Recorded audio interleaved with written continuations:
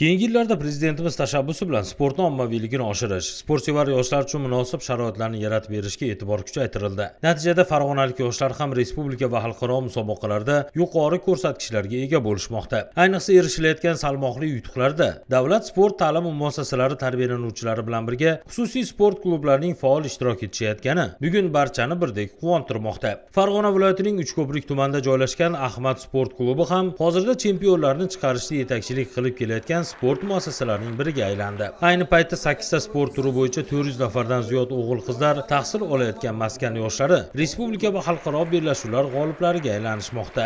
25-yil bizga juda omadli keldi. Iordaniyada bo'lib o'tgan 16 xalqaro musobaqada ishtirok etib, faxrli 2-o'rinni oldik. Maqsadimiz 2026-yilda bundan-da yuqoriroq natijalarga erishish. 14 yanvar Vatan himoyachilari kuni munosabati bilan uyushtirilgan tadbirda yil davomida musobaqalarda yuqori natijalarni qayd etgan sportchilar, ularning ota-onalari va murabbiylar ishtirok etishdi. Marosimda so'zga chiqqanlar oddiygina mahalla yoshlarining respublika, Osiyo va jahon chempionatlarida yuqori natijalarni qo'lga kiritishlari, avvalo yurtimizda prezidentimiz tomonidan yoshlarga yaratib berilayotgan sharoitlarning munosib samarasi ekanligini faxr bilan tilga olishdi. Chempionlar va ularning ota-onalariga tashakkurnoma va esdalik sovg'alar topshirildi. Shu kuni O'zbekiston voleybol federatsiyasi, Ahmad sport klubi va viloyat voleybol federatsiyasi rahbariyati tumanda kichik yoshlar o'rtasida ham voleybol sportini rivojlantirish maqsadida bir qator maktabgacha ta'lim muassasalarida bo'lishib, o'g'il-qizlar bilan suhbatlashdi. Bolajonlarga voleybol to'plari taqdim etilib, mahorat darslari olib borildi.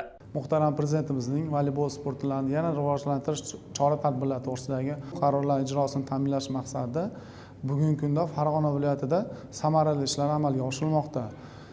Jumladan mana chekka hudud hisoblangan Uchko'prik tumanidagi maktabgacha ta'lim muassasasiga bugun tashrif buyurdik. Suhbatlar o'tkazib, shu voleybol sir asrorlarini sportchilar bilan birgalikda o'rgatish ishlarini amalga oshirdik. Bu albatta kelajakda iqtidorli sportchilar yetishib chiqishiga o'z hissasini qo'shadi deb o'ylaymiz.